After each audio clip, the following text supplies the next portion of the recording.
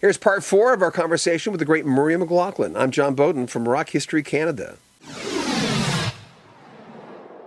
By the way, you have the distinction of being one of the few artists that ever made me cry.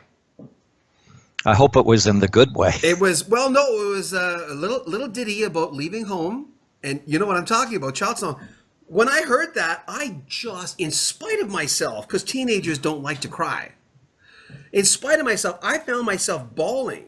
Like, it just hit me so much, and it hit me as you were looking at those walls in a different way, as you're telling your sister she's not quite there yet, but she will be.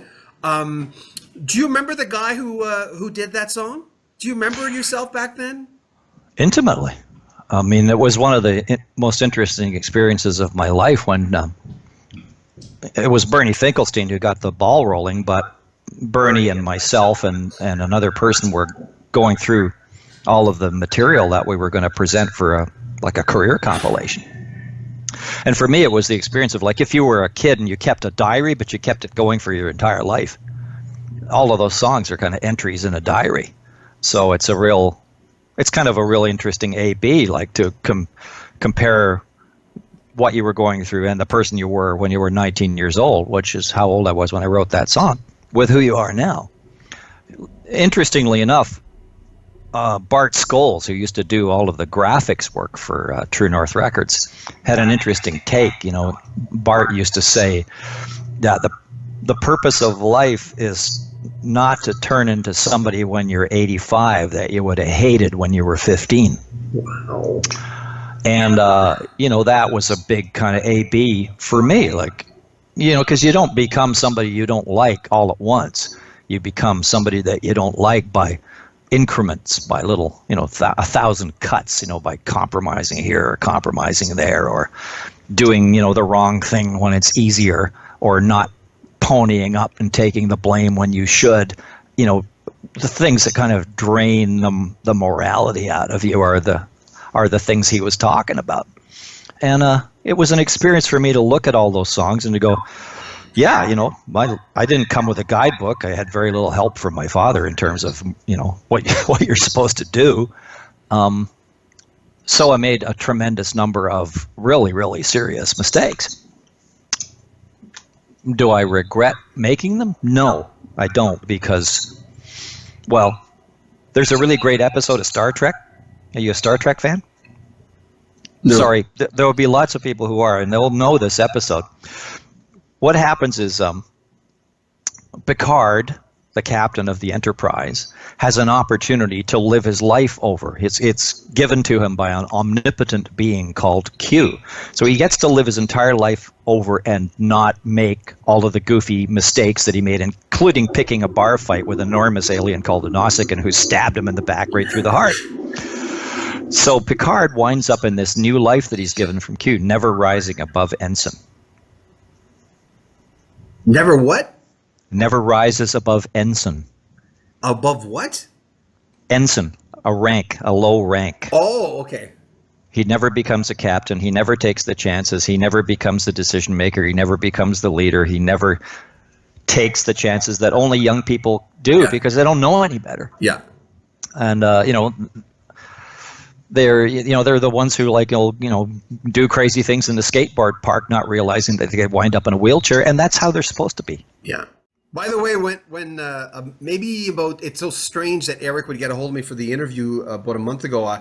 I was listening to "Immigrant," that old classic song, and I was thinking about you're talking about how the kids don't talk like the parents, and I forget the exact line. You know it, but. Yeah. The first thing the old ways go, and your children don't talk like you do. Yeah. And that hit me when I first heard that an awful lot. I don't know why, because of the generation gap between my parents and I, and and also their history.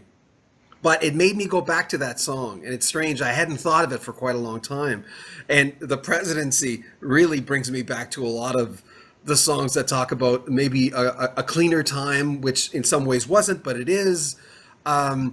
Do you ever find, you sound like you've mellowed here. You've decided to not sweat the small stuff when it comes to your writing, of going, listen, as you've said, we've only got so much time left on one of your tunes, right? You've got to treasure it. Do you ever feel like with the U.S. political situation of going, I'm going to get political, or do you just go, leave that to the other? I don't need that stress. I've seen a lot of presidents come and go. Yeah. I've seen a lot of political naysayers, do-gooders, and well-wishers come and go.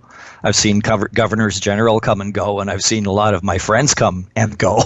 So I got a pretty good sense of the long game and a good sense that the pendulum swings. Right now, I suppose my biggest worry isn't political. It's more of a social worry that people are so antagonistic and so disrespectful of other people's points of view that in many cases, in the university environment or in the political sphere, people don't argue with reasonable discourse. They just try and shout other people down or censor them, which is really a terrible way to run a democracy.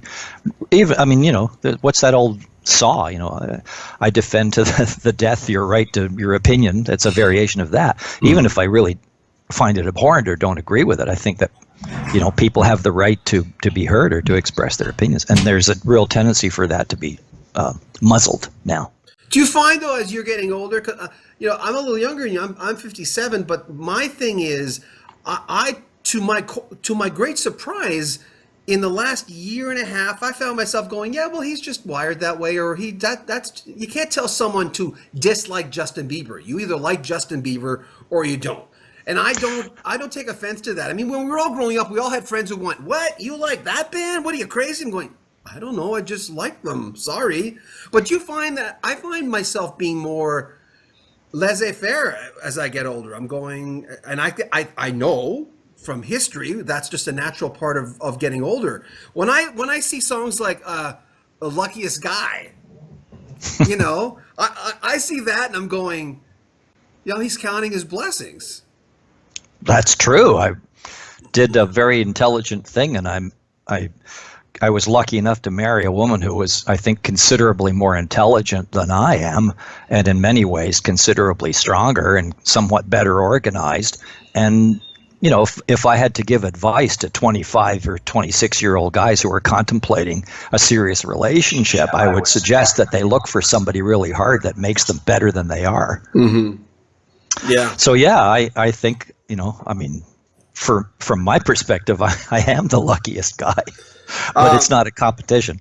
More from Murray McLauchlan coming up next week. Make sure you comment on our videos, subscribe to our channel, and share our videos. And buy a Rock History Canada t-shirt. Help support our channel. I'm John Beaudin.